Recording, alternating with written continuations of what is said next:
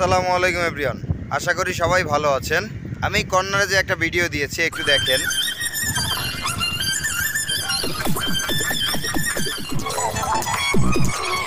যাই হোক, এই যে ভিডিওটা আপনারা দেখলেন, ভিডিওটা কি, এই যে মহিলার বয়স কত আসলে বলতে পারেন যে ভাই হতে পারে এই মহিলা একটা পাগল।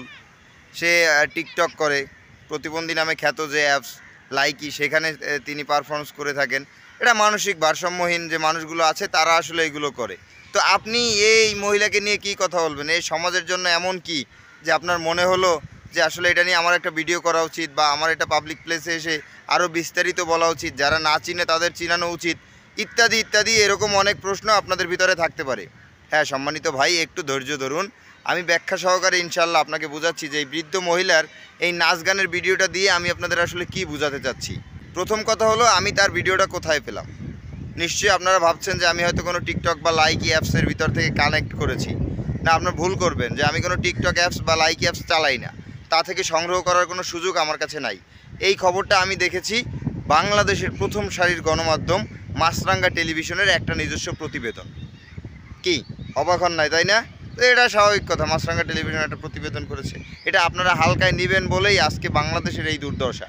বাংলাদেশের তরুণ জনগোষ্ঠী আজকে চরম বিপাকে।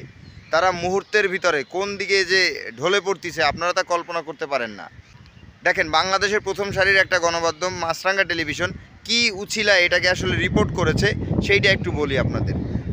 সেটা হচ্ছে যে আপনারা অনেকেই হয়তো শুনেছেন যে মানুষ সন্তান হারা হয়ে নিঃস্ব হয়ে যায়, কেউ স্বামী হারা হয়ে নিঃস্ব হয়ে যায়, কেউ তার সম্পদ হারিয়ে নিঃস্ব হয়ে যায়, কিন্তু টিকটক অ্যাকাউন্ট হারিয়ে নিঃস্ব হয়ে গেছে এরকম খবর হয়তো আপনারা আগে পরে শুনেন নাই।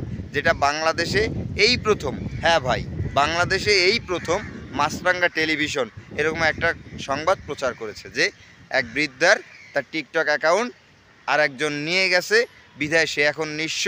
সে কান্নাকাটি করে তার টিকটক অ্যাকাউন্টটা ফিরিয়ে পাওয়ার জন্য, টিকটক বা লাইকি অ্যাকাউন্ট যাই বলেন না কেন সেটা ফিরে পাওয়ার জন্য সে এখন কান্নাকাটি করে। এবং এক পর্যায়ে মাছরাঙ্গা টেলিভিশন, সাতার নাতার সংবাদ মাধ্যম, তারা আসলে সংবাদ পেয়েছেন যে অমুক জায়গায় এক বৃদ্ধ কান্নাকাটি করতেছে কারণ তার টিকটক বা লাইকি অ্যাপ হারাইয়ে গেছে, সেটা অন্য কেউ নিয়ে গেছে জোর করে। সেইটার সন্ধান পেয়ে তারা সেখানে গিয়ে হামাগুড়ি দেয় এবং হামাগুড়ি দিয়ে এটা আসলে আমাদের সামনে নিয়ে আসে। তো এখন এটা থেকে তরুণ সমাজ কিভাবে বিপাকে পড়লো, এটাই তো আপনাদের প্রশ্ন। সেটা বলি এক লাইনে যে ভাই, তাহলে তরুণ সমাজ কেন? আমরা মনে করতে পারি যে টিকটক অ্যাকাউন্ট থেকে লাইভ সেটেল করা যায় বা লাইকি অ্যাকাউন্ট থেকে লাইভ সেটেল করা যায়, আমরা সেটা করতে পারি। যার কারণে এই মহিলা ওই টিকটক বা লাইকি অ্যাপসের কারণে সে অনেক ধনাঢ্য ছিল, হঠাৎ করে কেউ নিয়ে গেছে, তার আয় রোজগার শেষ হয়ে গেছে, বিদায় সে আজকে নিঃস্ব।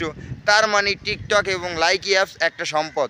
আমরা যদি, আমাদের সন্তানরা যদি সেদিকে আসক্ত হয়ে থাকে বা আমাদের ভাই বোনরা যদি সেদিকে আসক্ত হয়ে থাকে, সেটা ভুল কিছু নয়, কারণ এটা অর্থ উপার্জনের অন্যতম একটা ওয়ে। এটা কি আমরা তরুণ সমাজ মেনে নিতে পারি না? হ্যাঁ, আসলে তরুণ সমাজকে এই দিকে মোটিভেট করার জন্যই এই টেলিভিশন সংবাদ মাধ্যমগুলো আসলে এই সংবাদগুলো প্রচার করে থাকে। কিছুদিন আগে আপনারা দেখেছিলেন ভারতীয় গণমাধ্যমের একটা সংবাদ, বাংলাদেশের প্রথম সারির গণমাধ্যম সময় টিভি, 71 টিভি ইত্যাদি ইত্যাদি, এটিএন বাংলা, এইসব সংবাদ মাধ্যমগুলো প্রচার করেছিল। সেটা হচ্ছে কি, বিমানবন্দরে এক তরুণীর বিশ্রী অঙ্গভঙ্গি ভাইরাল। তার আগে প্রচার করেছিল যে ভারতে আরও একটা সংবাদ মাধ্যম, সেটা হচ্ছে মেট্রো রেলে 2 তরুণীর বিশ্রী অঙ্গভঙ্গি ভাইরাল, নেট দুনিয়ায় ভাইরাল। এগুলো থেকে আসলে কি হচ্ছে, এই সংবাদগুলো বাংলাদেশের প্রচার করার কারণ হচ্ছে বাংলাদেশের তরুণীরা যেন এই দিকে ঝুঁকে পড়ে।